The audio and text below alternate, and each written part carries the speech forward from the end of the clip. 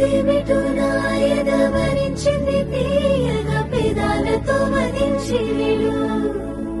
నీ మీసమే మురిసింది ముత్తుల బాకుల మరింతగా సుఖించి విడు మోముకు కాళ్లకు నునులేత వేళ్లకు పూలతో దిష్టి తీరనా కందుల తోటలో పూచిన జాబిలి నీవని హత్తుకుందునా